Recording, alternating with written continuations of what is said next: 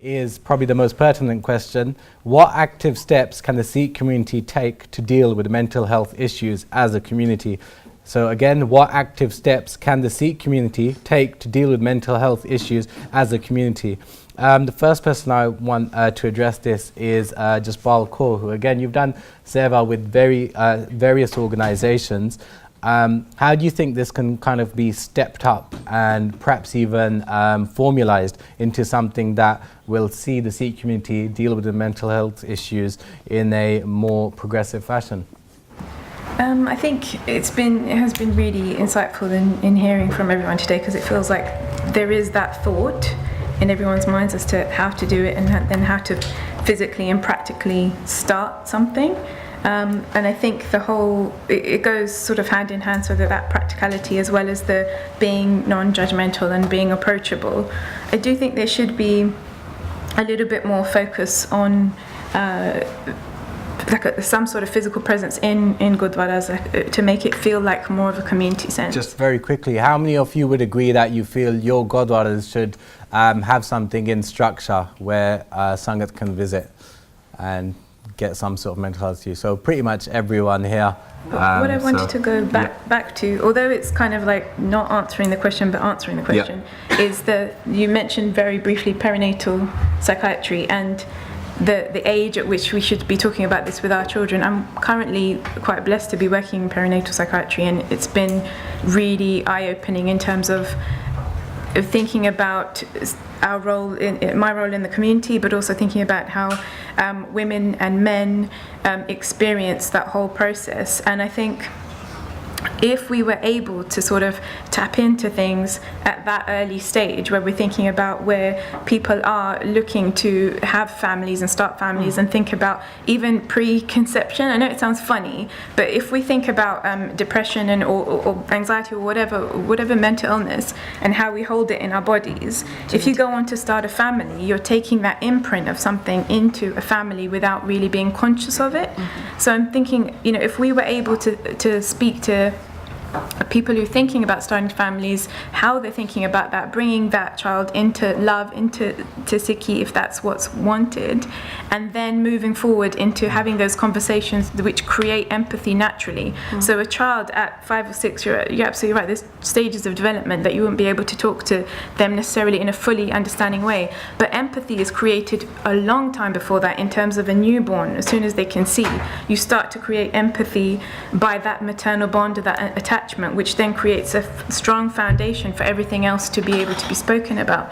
So if we're able to go right back and think about these early things in setting up things in gurdwaras, where we could even have clinics around mental health, but clinics around families and children and their mental health, I think that would be amazing. I think before I pass that question on to Gajan Singh, I actually want to touch on other forms of dealing with mental health issues, because I know you have some experience in art for therapy, for example. So does everything need to be in the form of a clinic, which can kind of be intimidating, or counselling, or do you want to expand on how things like art for therapy can actually be put in place? Because I know Guru Nanak Gurdwara Smedic actually used to have, I don't think it's a weekly thing anymore, but a weekly program which was called Art for Therapy every weekend. So if you want to expand on that and how that can help. Yeah, so I suppose there's art therapy and being an art therapist, and then there is using the arts as something therapeutic. So there's the profession and the whole sort of medical studied side, using stages of early development, looking at sort of, like I said, the more psychiatric side. And then there are things which we use day in, day out, which I have used from when I was young to be able to cope, to be able to manage in my own ways of expressing. And it's kind of linked to Sikhi. When I paint or draw the gurus, I feel even more connected on a very subconscious level. So I think going into the profession now as an art therapist, it's been really interesting to see how it is non-judgmental. So asking somebody to sit opposite you and tell you their their kind of life history is a little bit intimidating, and you don't often have the words, something which I identify with, because I find verbal expression a lot harder than doing a drawing or doing some art form. So having that person in front of you and using a creative outlet, whether it's art therapy, music therapy, drama, but something that's outside of the talking, like I said, it uses layers of yourself which are not able to be communicated. You cannot put everything into words. And what art therapy does is it starts working on those things which you are not conscious of. So sitting with somebody, for example, in looking at the deficits and the gaps, it's interesting that you were saying there's not actually something specific for our community. I started something earlier in the year thinking about specifically using art therapy with our community. It just doesn't exist. There isn't anything within art therapy that says this is how you kind of look towards other cultures. I'm not trying to plug what I'm doing, but I'm just genuinely saying there's gaps. And if these can be brought into mainstream sort of thinking, they may be helpful. And I think to value it as being a profession. So art therapy is not just, we're just going to do a bit of colouring, this is a bit of a waste of time and money. It has a lot of power and a lot of, like I said, a lot of adaptability to work with any age range. Now, with that in mind, actually, again, before I pass on to Gurjan Singh, not to delay, could we get some input from anyone who would like to actually contribute, whether on the panel or in the audience? Are there other forms of dealing with mental health issues, or at least aiding them through things like sport or dietary advice, or just other outside of the box areas? If you'd like to. Different level, I've actually just done some research with World Snooker, and it's been published as well. And so, snooker is one point where my publication was done, and our research was done with over 2,000 applicants, 2,000 participants, and it showed actually concentration and levels of concentration, levels of just putting yourself in another situation, and sport in itself actually makes a major attribution towards positive mental health. And it was very, very positive. So these kind of sporting structures set up within the Sikh community and being more open would actually, in your opinion and from what you've studied, literally benefit us tackling mental health issues. In general, sport will just generally be positive for mental health. Banji, sorry, in the middle, if you want to pass the mic on. So if you just encourage all your Gurdwara to get a snooker table. Health and fitness. Yeah. For me, it's pretty much, I don't sort of have an alternative therapy that people can use. Perhaps writing is something that can really benefit people. Great point.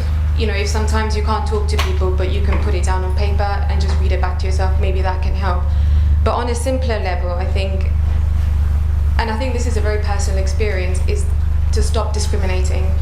I think, I personally, the conflict within me is I don't understand how, if the Sikh community don't stop discriminating amongst people, how can we then help somebody with mental health? That's the first barrier, isn't it? Yeah, it's that, and it's very similar to what this lady on the right said. I guess the question is, how do we overcome that in the first instance? And I know that a lot of people point to events like this and projects being set up like VG, Sharanjit Singh's project that will open up the discussion. But is there anything else that people think that needs to be brought up? Mandy shot her hand up very quickly in the corner. Sorry, making the mic. In just in response to what you're saying, one of the first things that I think we can all really, really make an effort in is challenging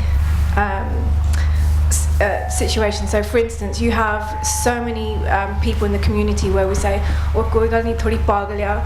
you know what, don't worry about her, she's just had a little baby, or she's just off the rocks a little bit. I think if we all just turn around and support the person that comment is being made at and said, well actually, are you okay? Or in any kind of social scenario, I think that's really, really important. Yeah. So I think just standing up for somebody and turning around and saying, actually, are you okay?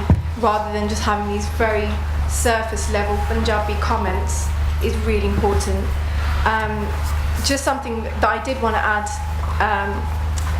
it's interesting how Sikh PA began, because it was probably about 6 months before we really sat down and decided that we're launching Sikh PA. Sorry, just this is Rupinder Kaur, the co-founder of the Sikh Press Association, with Jagraj Singh.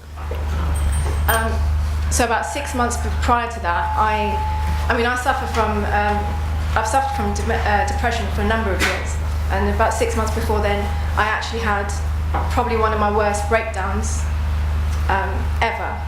And it was at the time I'd met Jagraj Singh, who came up with this idea, and he said, look, we need a situation for the Sikh community, but we don't know how to do it. My background is as a publicist, and I kept saying to him, we can't do this. I don't have the mental capacity.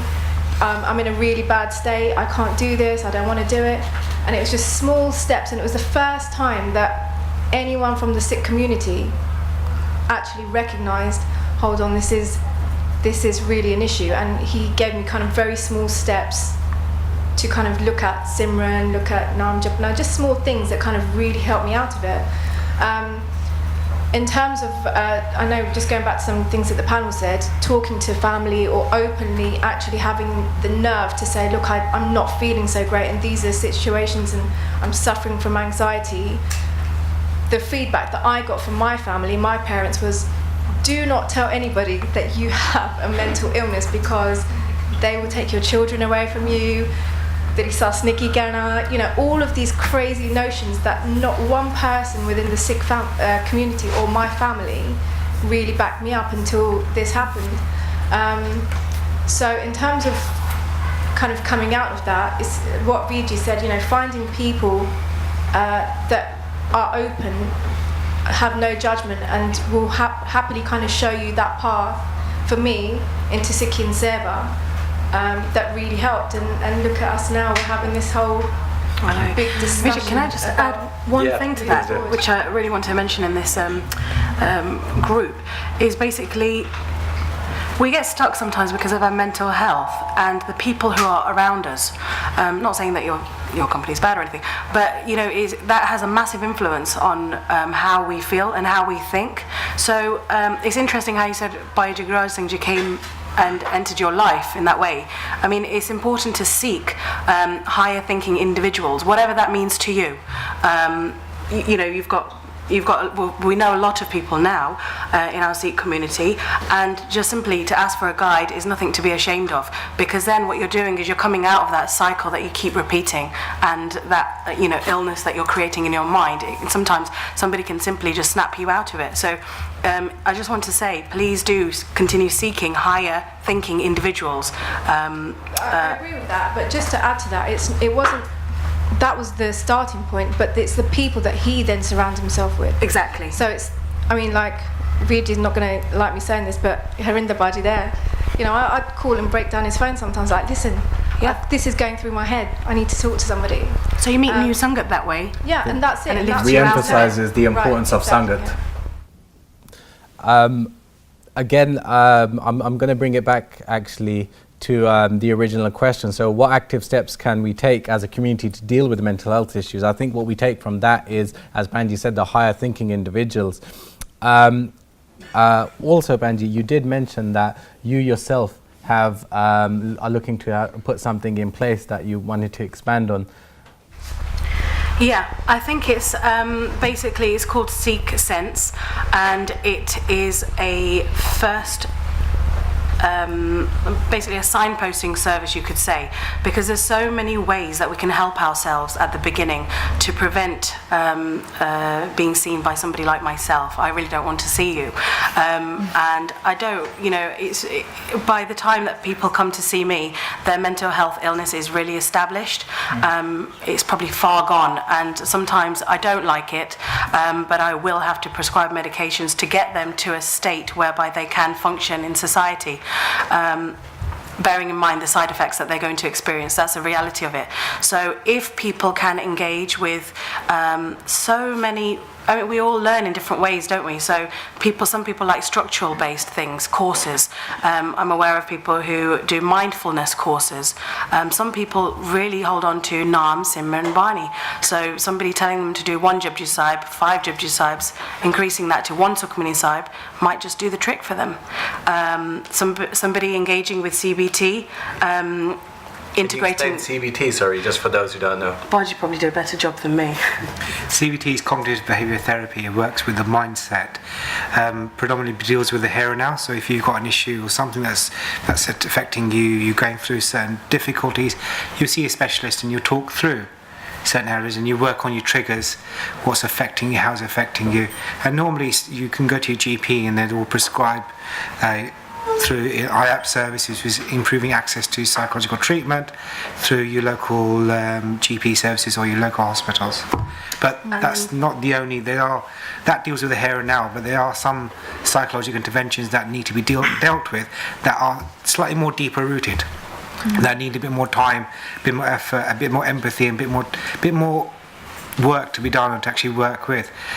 Just going to very quickly touch on a case where I had someone who was going through domestic violence, and you get to a stage where you become so absorbed in the domestic violence you can only do one or two things. That's flight or flight. Flight meaning you run away from the situation, and fight means you literally in that situation go from there. And sometimes you get to a mental state where you actually can't do nothing but survive. And surviving is quite key in that relationship at that time. And sometimes if you do go and get out of that relationship, sometimes those processes, those mindsets, those emotions, those triggers don't actually go away. They're just put to the back of the mind. And when you're in a more stable relationship, that could then, the information that's at the back of your mind, the emotions, the thoughts, the feelings, then come to the front of your mind, and that needs to be processed. And that's sometimes when people go from one relationship to another relationship and they go, I was actually better off being in that relationship. Well, not really, because sometimes you need to process what's been going on in that relationship before you can move on to your next relationship. Just going back to what Banji was talking about with Sikh Sense, if you want to speak to her afterwards, I'm sure she'll be approachable if she wants to live up to what she was just talking about. But no, she have business cards right that you can hand out, and again, do feel free to approach her afterwards. We're looking at the time. We're going to have to go through this very quickly, but I'm just going to bring the question back to Gajan Singh, because as an organisation like Sikh Helpline, you do get calls about mental health issues, which you said often have to be referred elsewhere. What would you like to see put in place to see the Sikh community actually deal with these issues directly? The first is a massive change in attitudes. So many ingrained problems we have in our community. This unnecessary pride on our background without actually living up to what our ancestors had achieved and put in place and the sacrifices they'd made. This big problem of male preference. Shout out Pink Laddu. Those that's an organisation, by the way. It's just a challenging the mindset that one of the core things in Sikhi is that if we are all equal, yet as a culture we have this thing about pushing boys forward, and actually that's not keeping girls back, it's pushing girls back. And as a community, these are the